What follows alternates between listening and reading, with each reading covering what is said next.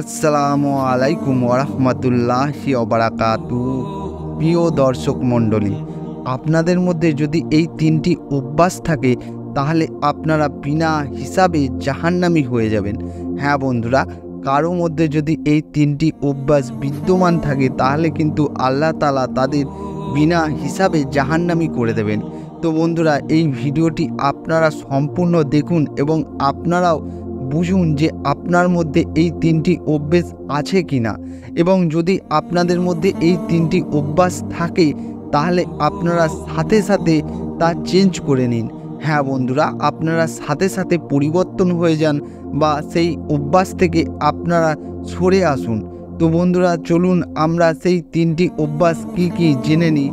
তো বন্ধুরা, তার আগে আমি বলবো আপনারা কিন্তু ভিডিওটি স্কিপ করবেন না, ভিডিওটি সম্পূর্ণ দেখবেন। কেন কি আল্লাহ পাক আপনাকে আমাকে সৃষ্টি করেছে জান্নাত দেওয়ার জন্য। হ্যাঁ বন্ধুরা, আল্লাহ পাক আপনাকে আমাকে সৃষ্টি করেছে জান্নাত দেওয়ার জন্য। তো বন্ধুরা, আপনারা একটু ভাবলেই বুঝতে পারবেন যে আপনার মা বাবা যদি আপনি ভুল করেন তা সত্ত্বেও কিন্তু আপনাকে ক্ষমা করে দেন বা মাফ করে দেয়। তো বন্ধুরা, আপনার মা বাবার যদি আপনার প্রতি এত ভালোবাসা বা এত মহব্বত থাকে তাহলে আপনাকে যে সৃষ্টি করেছে সেই সৃষ্টিকর্তার আপনার প্রতি কত ভালোবাসা আছে বা আপনার প্রতি কত মায়া আছে, সে কি আপনাকে পারেন না মাফ করতে বা ক্ষমা করতে পারেন না? তো বন্ধুরা, সেই সৃষ্টিকর্তা কিন্তু সবই পারে, আমরা কিন্তু ক্ষমা চাইতে পারি না। আল্লাহ পাক কিন্তু আমাদের জন্য জান্নাত বানিয়েছে। হ্যাঁ বন্ধুরা, আল্লাহ পাক কিন্তু আমাদের জন্য জান্নাত বানিয়েছে।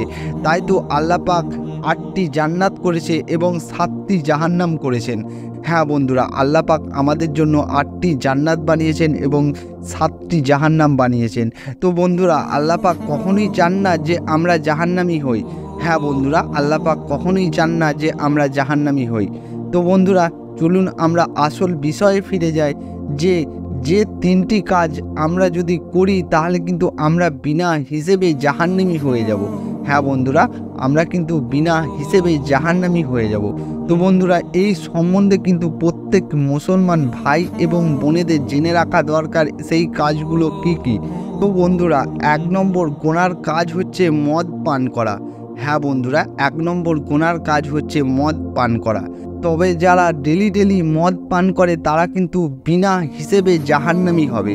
হ্যাঁ বন্ধুরা, যারা ডেলি সব সময় মদ পান করে তারা কিন্তু বিনা হিসেবে জাহান্নামী হবে।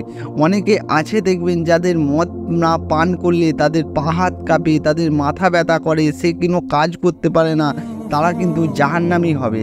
এবং যারা কিন্তু মাঝে মাঝে মদ পান করে তারা কিন্তু কবিরা গুনার অন্তর্ভুক্ত হবে। হ্যাঁ বন্ধুরা, তারা কিন্তু কবিরা গুনার অন্তর্ভুক্ত হবে। তাদের কিন্তু কোনো ইবাদত 41 দিন কবুল হবে না আল্লাহর কাছে।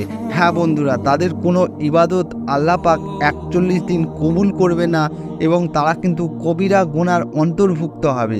এবং তারা যদি তওবা করে আল্লাহর কাছে কাঁদাকাটি করে আল্লাহ পাক কিন্তু তাদেরকে মাফ করে দিতে পারেন।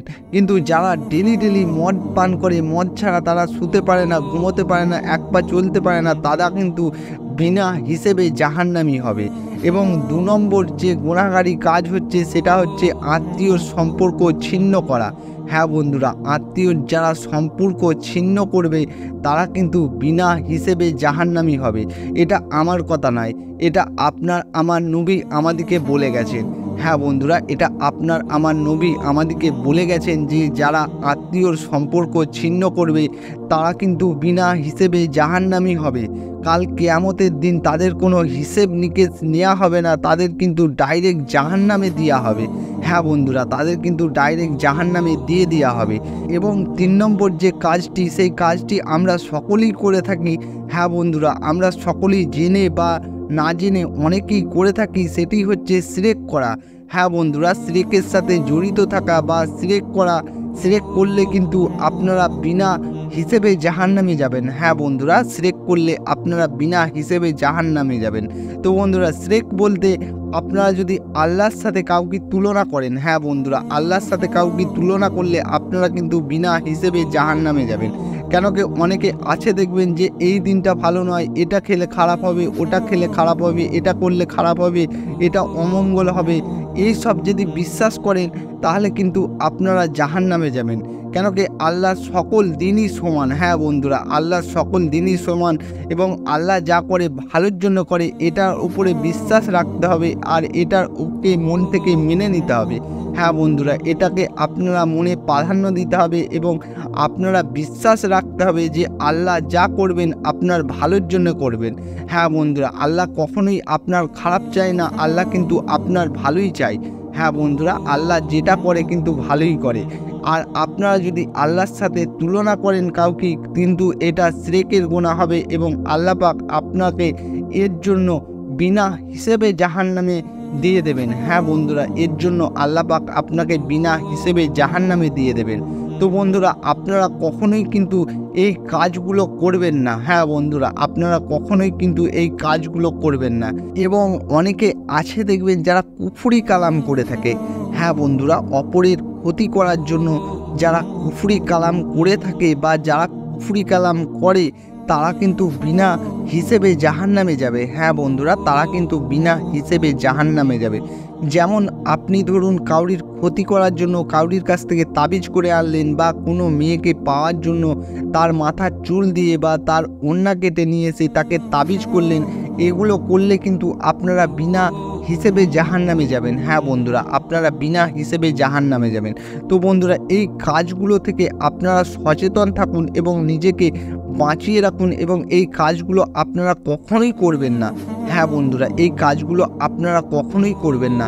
কেন কি আল্লাহ পাক আপনাকে কখনোই জাহান্নামে দিতে চান না। হ্যাঁ বন্ধুরা, আল্লাহ পাক কখনোই আপনাকে জাহান্নামে দিতে চান না। কেন কি আপনারা দেখবেন আপনার মা বাপ বা আপনি আপনার ছেলেপুলেকে মানুষ করার পর কিন্তু আপনি কখনোই আপনার ছেলেদের বা আপনার মেয়েদের খারাপ চান না। হ্যাঁ বন্ধুরা, আপনি কখনোই আপনার ছেলেপুলেদের খারাপ চান না। সেরকম আল্লাহ পাকও আপনাকে সৃষ্টি করার পর আপনাকে কখনোই জাহান্নামে দিতে চান না। আল্লাহ পাক চান যে আপনি জান্নাতে যান এবং জান্নাতেই থাকুন। তো বন্ধুরা, এ থেকেই আপনারা বুঝতে পারছেন যে আল্লাহ পাক আপনার ভালোই চায়, আল্লাহ পাক আপনার ক্ষতি চান না বা আল্লাহ পাক আপনার খারাপ চায় না। তো বন্ধুরা, এই ছিল ভিডিও। যদি ভিডিওটি ভালো লেগে থাকে, আপনার উপকারে লেগে থাকে, অবশ্যই আমার ভিডিওটিতে একটি লাইক দিয়ে দেবেন এবং আমার চ্যানেলটিকে সাবস্ক্রাইব করে নেবেন। তো বন্ধুরা, আপনারা ভালো থাকবেন, সুস্থ থাকবেন এবং নিজের যত্ন নেবেন। তো বন্ধুরা, আমার জন্য দোয়া করবেন। আসসালামু আলাইকুম ওয়া রাহমাতুল্লাহি ওয়া বারাকাতুহু।